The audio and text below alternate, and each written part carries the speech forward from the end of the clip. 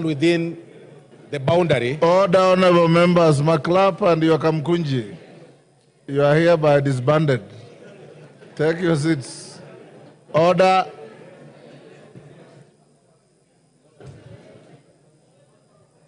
Order, Yegon and your team.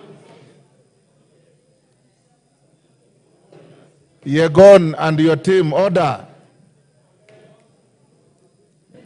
I can hardly hear what the honorable member is saying. Thank you very much, Honorable Speaker. Honorable Speaker, as I was saying, that during his time or tenure as a member of parliament, because his constituency happens to be, or the constituency that he led happens to be, very close to mine, and we actually share a very close boundary and a common school that, of course, people raise boundary issues sometimes by saying, it falls within South Mugrango, and others say it's within Bomachoge. But in his time as a member of parliament, Honorable Speaker, when disbursing bursaries, he would give people regardless of where they came from, as long as they happen to be within that boundary jurisdiction, Honorable Speaker.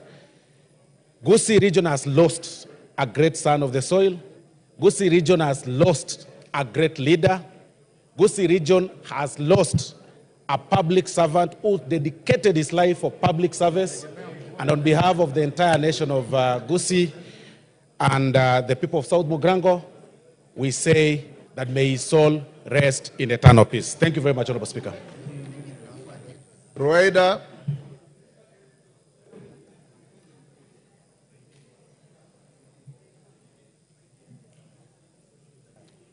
Clerk, switch off the unnecessary mics.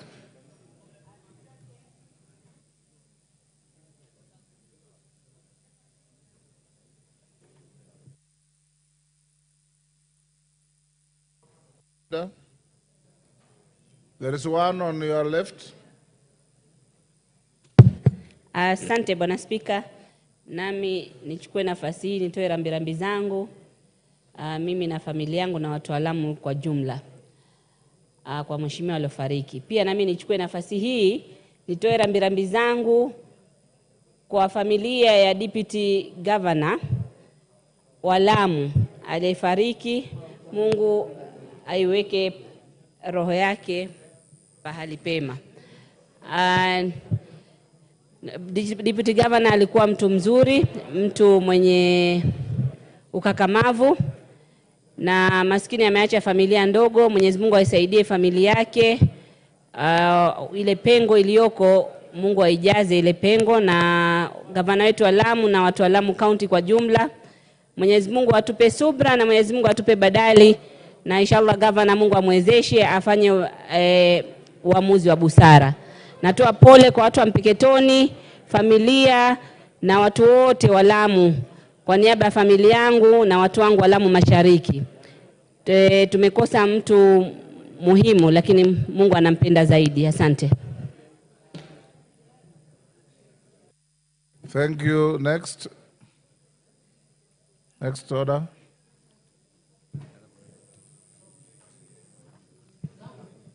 Order number 8, motion, alteration of the calendar of the House. Majority Leader. Thank you, Honorable Speaker. Honorable Speaker, I beg to move that pursuant to the provisions of Standing Order 28.4, this House resolves to further alter its calendar as adopted on 14th February 2024 and amended on the 26th June, 25th June, 26th June, and 7th August 2024 in respect of the third part of the third session of this year, so as to 1, commence the short recess on Friday, 18th October 2024, and resume regular sittings on Tuesday, 5th November 2024.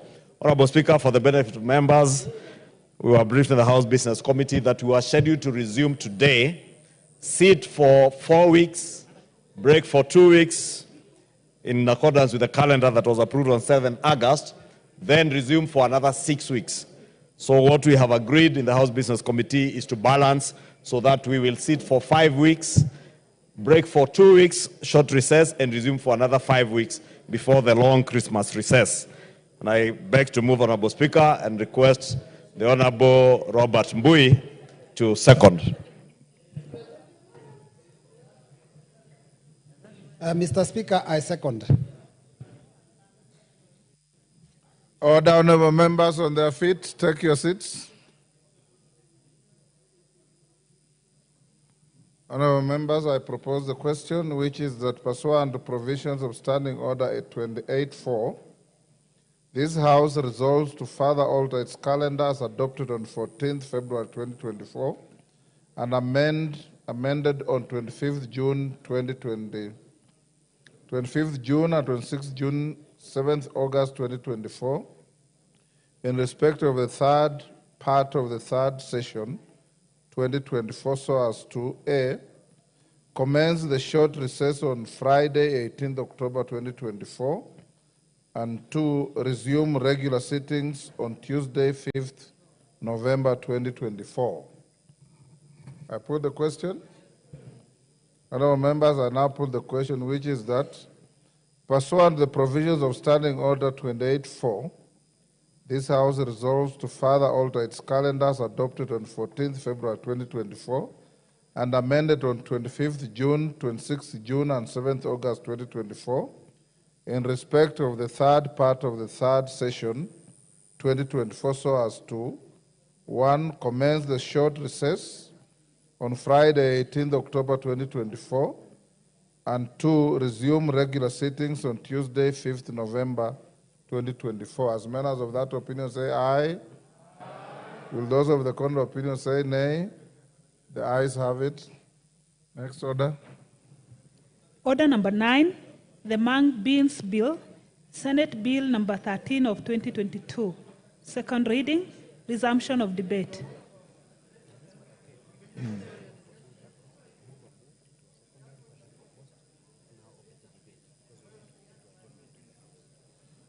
Honorable members, this is the bill on dengue beans. It was moved and seconded. It is now open to debate. I want to believe that those on the screen are for this. Owen Bayer, are you for this? Paul Biego, are you for this? Maina Madenge, are you for this? Yes, Murugara, are you for this? Yes, I am, and I was on the feet when actually the motion was, the bill was cut short. Oh, okay. Yes, I had not done a minute anyway. The record doesn't show so. But, sorry about that, Honorable. How much time had you consumed? Maybe a minute. 1 minute? 1 minute, possibly. So you can start afresh? I can start afresh. Go ahead. Give on Murugara. Thank you very much, Mr. Speaker. Mr. Speaker, I rise to oppose this bill with very good reasons, some of which are captured by the Committee on Agriculture when they actually retreated to look at the Senate bill. So, Speaker, so lastly, we were here on the 15th of August 2024 when the bill was supposed to be debated, as it had been tabled the previous day and seconded. The morning of the 15th, we woke up to very sensational reporting by some media houses, including social media, that this bill had dangerous clauses to the farmers of dengue and that it had not undergone proper public participation.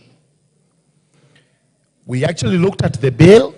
In as much as it has a lot that is wanting, it has not been properly drafted by the Senate. In fact, it's muddled up. It's a bill that ought to be cleaned, and it can only be cleaned if it is either rejected or massive amendments are made to it. But 2 reasons why I actually oppose this bill is because of want of public participation. Mung beans, unfortunately, the name is not even suitable because any Kenyan hearing us debating on mung beans would wonder what this is. It's a lot of English which is foreign to us. Dengu is the popular name of what we know as green grams. And I think that is the proper English. But we have a new name that has come up by which we should define these beans, which is foreign to all of us. Therefore, this bill should actually be titled the Dengu Bill, so that just like most of the crops that are known to us, we would know what law we are formulating and it relates to which crop, and Kenyans out there would be able to make a follow-up of what it is that we are saying.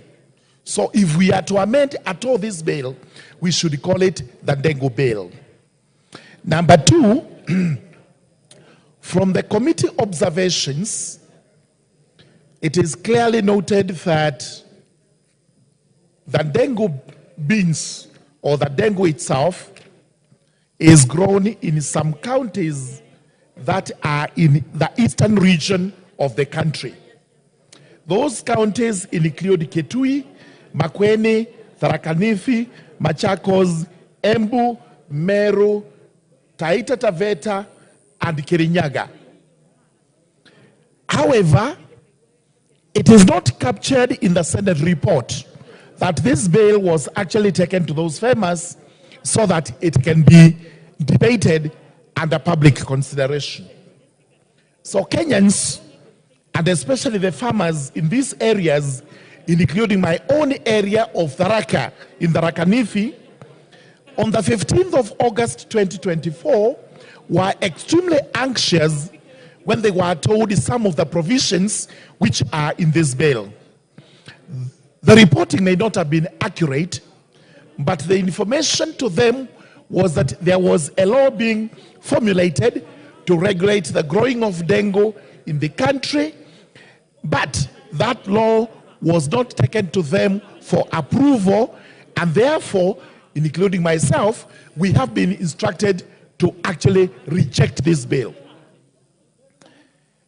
Number two, when we look at the public participation, even by the Committee on Agriculture, it was through adverts. Adverts were placed in the papers. The public did not respond, apart from a few corporations which have interest in the crop, including the research institutions.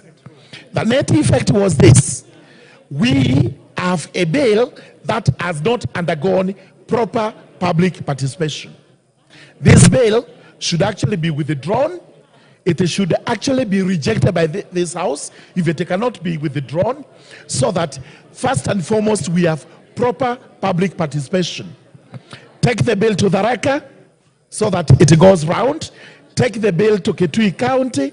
Take it to Meru, Embu, Kirinyaga, Taita Taveta, Kitui, Machakos, and Makueni, so that citizens can actually discuss the contents of the bill.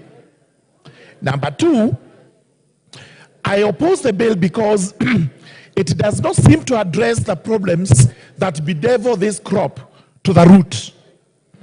The Committee on Agriculture has made very important observations that the crop, in spite of being grown widely, does not fetch a lot in the market. This is because we have not had proper production, husbandry of the crop, and also the government has not given the support that is required. The net effect is, if we are to have a law on the dengue beans, or the mang beans, or whatever they are called, or whatever they are going to be called, then we must see clearly what role the government is going to play.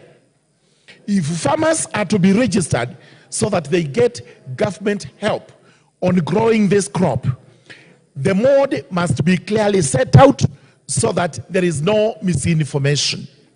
Because the misinformation that is doing the rounds in the counties is that you will not be able to grow dengue unless you are registered with the county government. And that failure to register with the county government will attract a fine of not more than 1 million shillings or a prison term of 2 years or both. That may not be entirely correct from this bill.